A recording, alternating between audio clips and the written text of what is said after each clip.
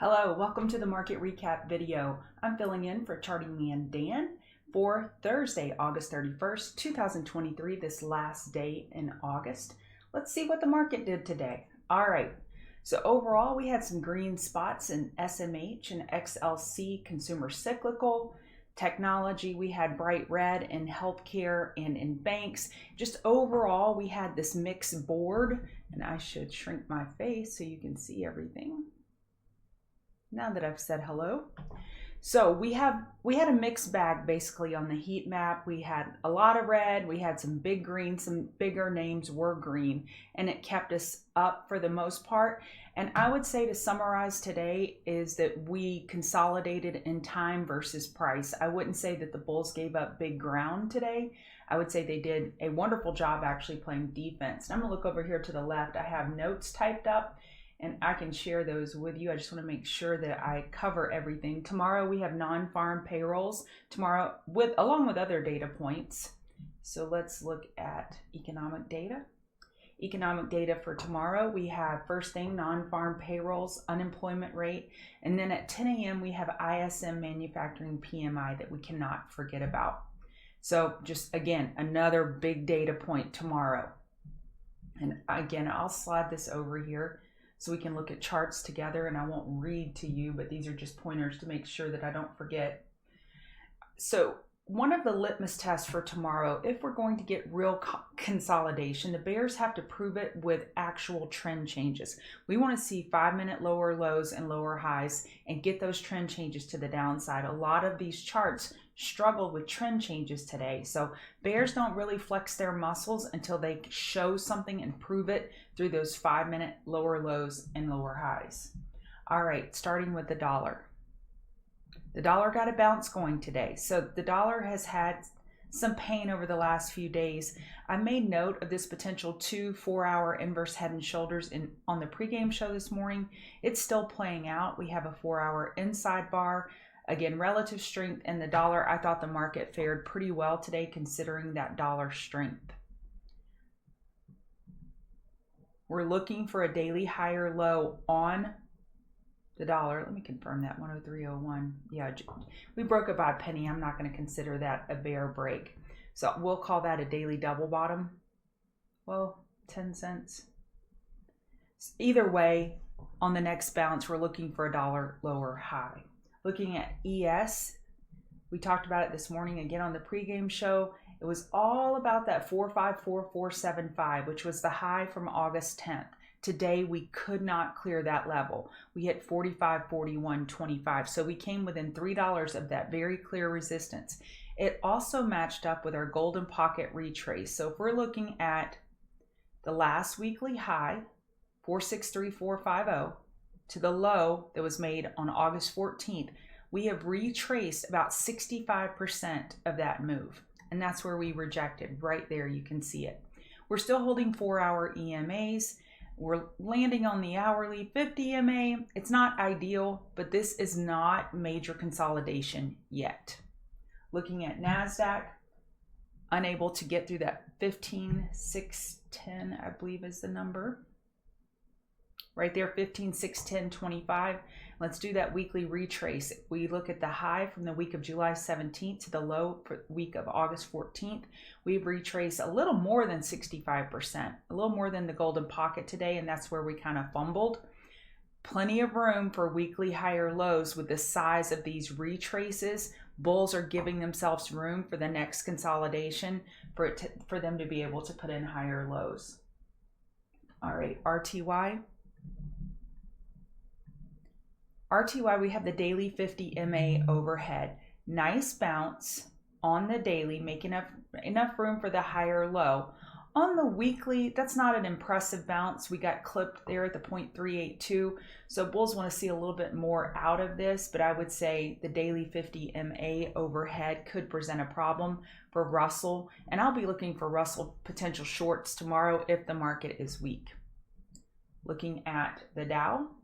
It struggled here at the daily 50 MA. It has enough room for a daily higher low. If we do that same test of the weekly from the latest swing high to swing low, we have retraced approximately 61% Fibonacci. So about 61% retrace, and now we're pulling back. So RTY and Dow kind of led the way to the downside today. They were heavier than ES and NASDAQ.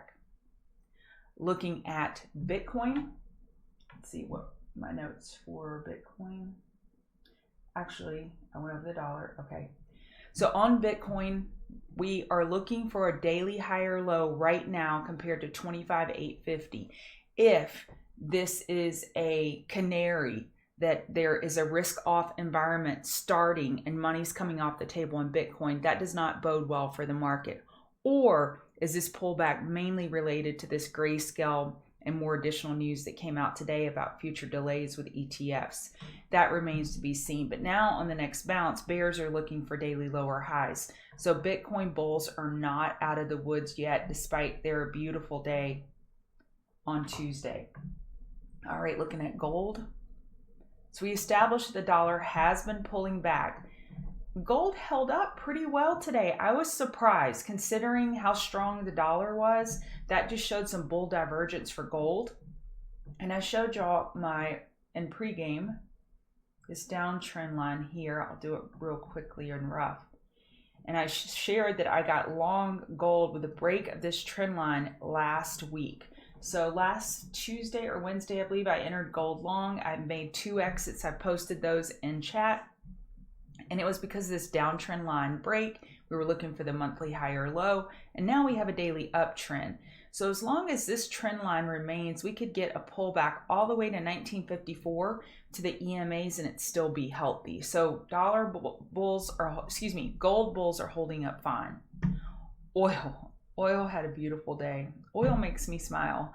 I like oil. I've been telling y'all, I really like this oil chart.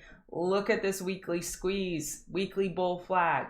It confirms over 84.40. And I was sharing this trampoline move this morning, and look at this squeeze. We had this high compression squeeze, these orange dots, and it just showed that pressure was building. And it's like shaking a can of Coke and then you pop the top and you get this extreme volatility. And the move typically has follow through, and that's what we are seeing with oil. Oil is up in the nosebleed section. I don't know that I want to be long up here. But again, beautiful, beautiful chart. XLF is red today. It's not terribly destroyed though. We're sitting on the daily 50 MA. And if you look, we lost the low of yesterday and we had that weakness. We're not oversold yet on the hourly chart, but that could be a setup for tomorrow morning. We're right above the daily EMAs, plenty of room for a daily higher low. So if we were to wake up to some type of flush down on XLF, that could be a buying opportunity. XLV, red today. Again, this isn't terribly destroyed either. It's sitting on the daily 50 MA. It has enough room for that daily higher low. Hourly chart is approaching oversold. So if we'd wake up in the morning with some weakness, we'd get oversold, and that may be a good area to look for that XLV daily higher low. Apple is in gap fill territory, and what I mean is where we gap down after earnings. So when you gap down like that and price re-enters that range, you don't have a lot of resistance because you wiped out that order book in that process. So it can cut through gaps pretty quickly. The gap target area is 190.43 if we make it there, but again, Apple was green today, holding above the daily 50 MA. No problems with this chart. And I do want to remind y'all, and I remind myself, we have a lot of these bigger names that announce stock buybacks. The most recent one, NVDA, they are going to buy back $25 billion of their stock. I'm assuming it happens in the following quarter following the earnings. I don't know exactly the timeline to get that done, but I would think that that bodes well for these stocks because their own company will be buying shares of stock, and $25 billion is nothing to shake a stick at. So Amazon got the daily higher high today. Amazon had major strength. Consumer discretionary was really on fire. Markets down, hanging out at the low, and Amazon's just holding up just fine. CVX is a name that I actually drooled over it this morning in pregame. The monthly chart is tight. We have a squeeze. This weekly chart's my favorite. Look at this squeeze. We've been squeezing since February in this tightening range. And you combine the CVX weekly chart, weekly squeeze, with the oil weekly squeeze, and this makes me like CVX for fourth quarter of this year. And I'm legging into a long. I'm gonna leg in over a few weeks because I want a 3 to 4 month hold of this stock. So I announced it today on pregame. This will be my September stock pick, and we'll see how it goes. And I think this could take months to fully develop. But overall, great structure, weekly squeeze, daily squeeze. Look how tight that is. Crazy. And you know I'm going to say it again, 4-hour squeeze, hourly squeeze, just beautiful chart. NVDA is going sideways. We got a high compression squeeze building in NVIDIA. We just can't quite get over $500 psychological. And I'm, again, reminding myself, NVIDIA has buybacks. NVIDIA has buybacks. Don't get crazy trying to short it. And we are coming short of this 502.66, that post-earnings high. SMH got a daily higher high, though, even though NVIDIA didn't. SMH did. And that just looks good for the overall market. When you look at SMH, it has that cup and handle psychology. The right side is higher, so it's not technically a cup and handle, but I would say we could give it that honor and that distinction because it's a very bullish chart. And they got their daily higher high, squeeze building. And then Cannabis, MSOS. This is a nice reminder for me to just stay on this chart for a second. This is the monthly destruction that bears have been putting MSOS through in all of the marijuana names. So of course, yesterday we had the news, let me look at a shorter term time frame. We had the news pop that the HHS is removing or suggesting removing marijuana as a Schedule I drug. That doesn't mean it is done. It's just getting priced in, and bulls were super peppy about it. So it's not just that bulls want to own this stock because they think the price is going to go up if this happens imminently. It's also shorts covering. Bulls put pressure on price, and that makes bears cover. So part of it is bulls loving the stock and wanting to buy it, and the other part is bears are getting squeezed. And it was a pretty good squeeze on MSOS. And tomorrow I'm going into the day with the 4-hour chart in mind. Whether you use the 8 or 21 EMA, let me get my drawing. Whether you use the 8 or 21 EMA, I am looking for the first touch to the 4-hour EMAs for a potential pullback buy. And I think that could represent a nice risk to reward. So Curl F benefited the most, up 17%. This is an over-the-counter name, not as liquid, but bulls bought it ferociously. Tilray didn't benefit as much. It's a Canadian name, of course, and they already have legalization. So it's a little different animal, but they get the boost just because they're a first cousin to marijuana. All right, Apple. Okay, I think that's all I wanted to talk to you about. Just remember, we need bears to prove it. Bulls have done a great job of moving up this week, and healthy consolidation is just part of trading. And we will look at volume and size of retracements to determine, are the retracements healthy?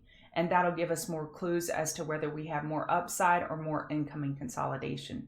Thank you for joining me. And TheChartGuys Lamont, he has the Q&A in 1 hour. So I will put the YouTube link for that in the YouTube description below. All right. Thanks for joining me. And oh, one more reminder. If you want to give me a follow on Twitter, that would be great, at ChartGalLori, and hit a like button for the YouTube video. All right. That's it. Thank you for being here.